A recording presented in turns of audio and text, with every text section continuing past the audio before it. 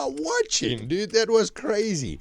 I like to try and come up with mathematical solutions to situations. In this one, I discussed the human dynamic ratio, which is the real 1 in a million possibility of what the actual ratio is right now. So check this out. Hey guys, what's up? I already did this clip here, but I want to do it again because I wanted to start it here. I had other clips. So check this out. I remember when I was a kid at school, we had a prize given, and the guy from the Photographic Society was taking photos of everybody, and then during the one assembly he said, okay, today we're going to skip assembly, just going to read out a couple of notices, and then we're going to put out all the photographs from the prize giving. So if you walk past and you see yourself, you can take the photograph and you can give it to your parents or whatever it might be. So I was walking on the line there, and I didn't see myself, and the guy behind me was like, hey dude, here's your picture.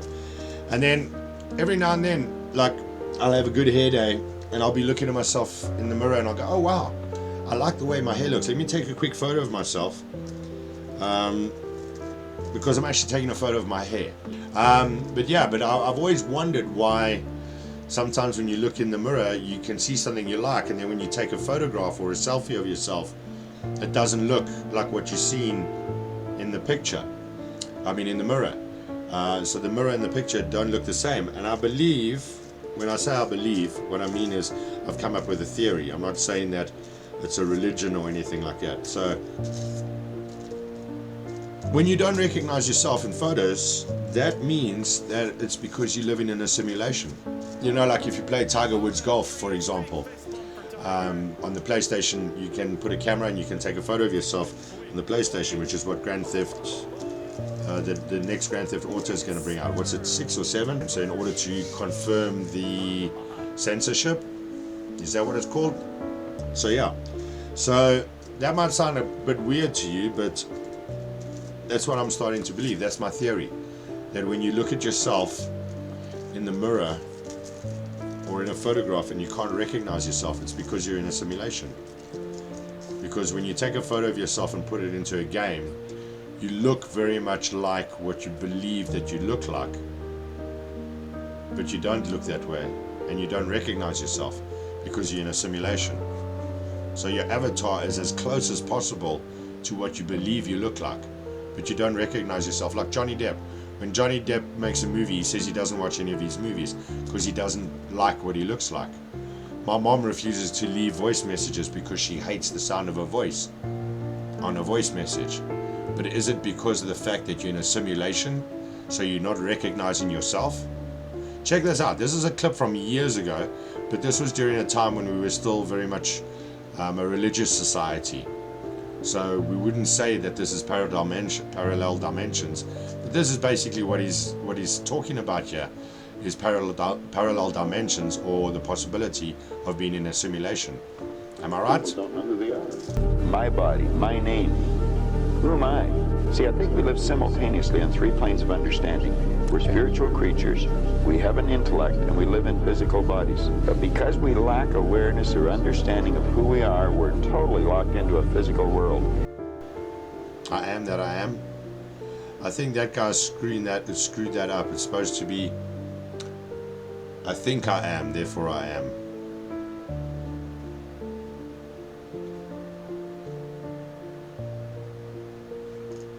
Some interesting comments here. But what fascinates me is how old this video clip is, and yet in our day and age we still are battling to find these explanations.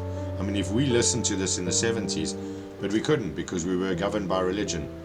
Now, with religion being taken out of schools and the whole LGBTQ movement and woke and whatever and all the rest of it, yeah, we are more lost now than ever before, even though we all claim to be able to identify our individuality.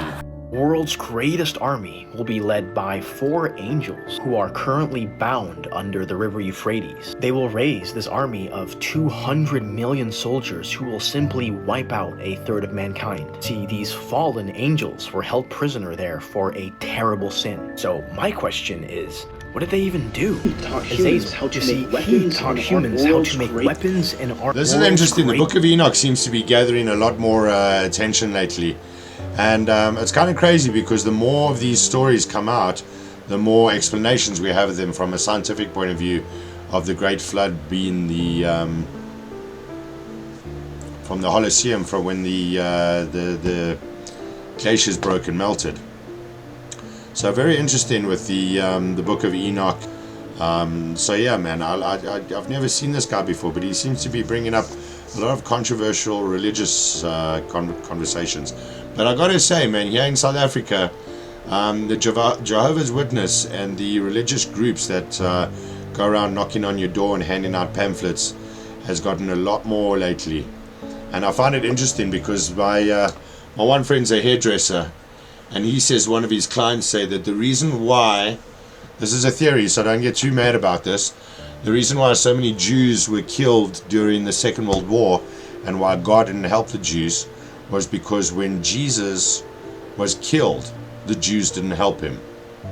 So the Second World War, God was punishing the Jews by killing all the Jews because they didn't help Jesus when he was crucified. So it's interesting. There are a lot of theories that are coming out, but that's why I said 2012 was a shift in the way we think and the way we see things and the way we believe, or the way we are now open up to possibilities of things that we wouldn't contemplate before because of the parameters and the borders that are created by religion. So yeah, man, once again, the greatest trick the devil ever pulled was convincing the world didn't exist, the world that he doesn't exist. Wow, man, 200 million people, 200 million people, 200 million people will kill a third of the population. Ooh, this is where I speak about the human dynamic ratio. You see this, I made myself a cup of coffee with milk, but it's cooled down. Where are we?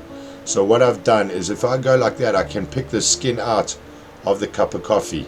That there, that little skin that is in that whole cup of coffee, I believe is the human dynamic ratio.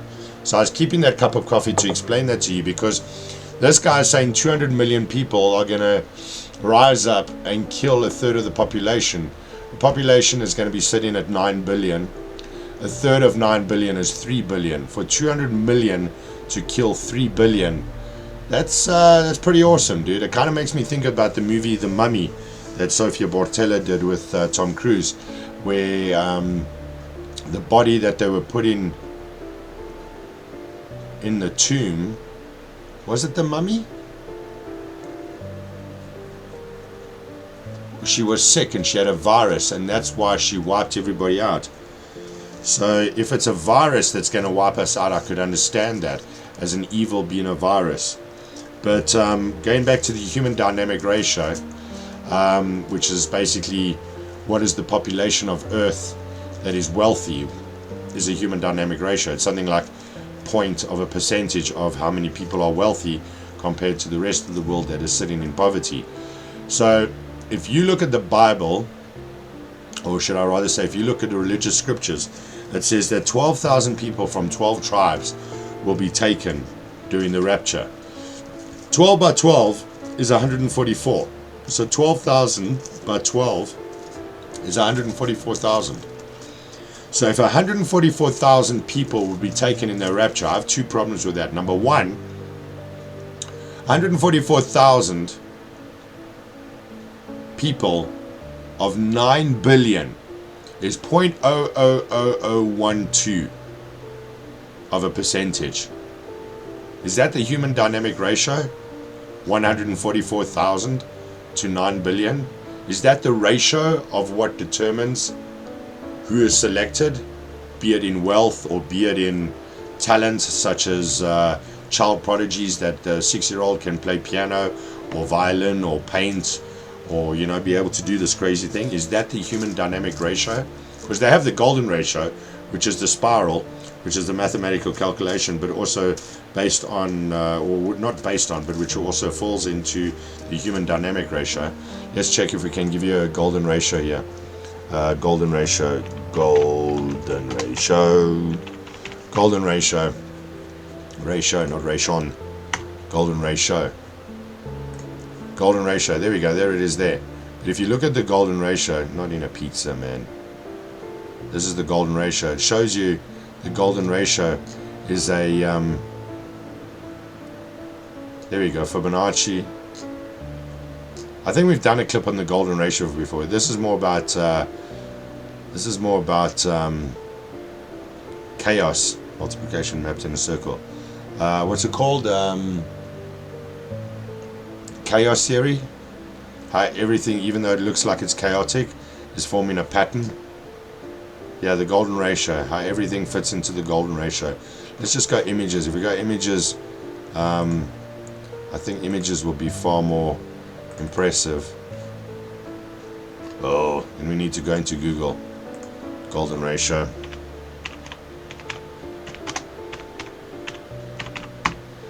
Golden ratio. Just click images. You see it here in the face. There we go. It is there. Golden ratio. Circle, circle, circle.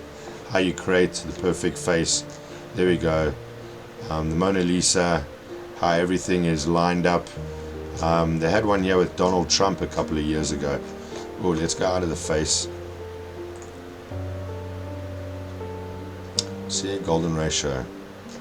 Golden ratio. There we go. Donald Trump. The ear, the hair. Golden ratio. So the golden ratio doesn't just work in faces.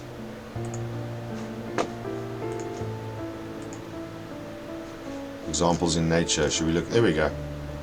So these symbols here are actually used to define or describe what Victor Schauberger was saying about everything being in spirals, and the universe and the galaxy going clockwise and anti-clockwise, all our energies. But you can see how many examples there are here of, there we go, nature's golden ratio. See, golden ratio in butterflies, how everything lines up, how everything is, like you can see the pattern and the evolution of everything as it goes clockwise or anti-clockwise. You see that? So that is a combination of the golden ratio and of Victor Schauberger. You see? Everything, same thing. Golden ratio in the human body, golden ratio in plants, golden ratio in animals, golden ratio in nature. So that's the golden ratio. But then I was trying to come up with the human dynamic ratio. What is the percentage?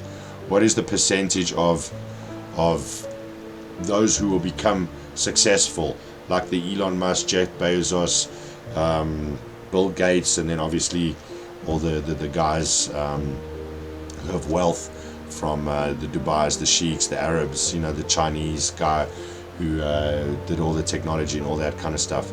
So that's what I was trying to figure out. So if you take the golden ratio and combine it with the human dynamic ratio of the 144 ratio of 144,000 to 9 billion, is that the human dynamic ratio? Is that the percentage, which is a 0.0001.2?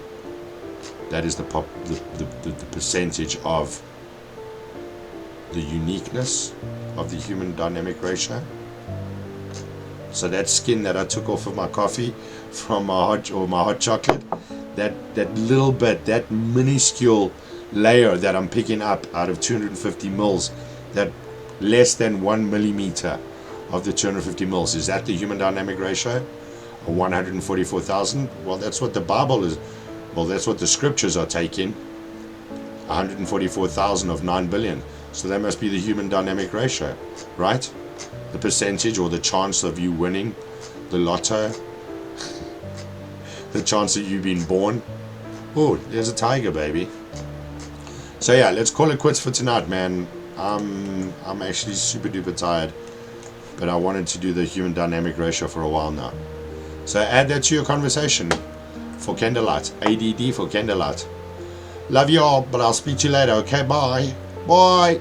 Bye-bye now, bye. Bye.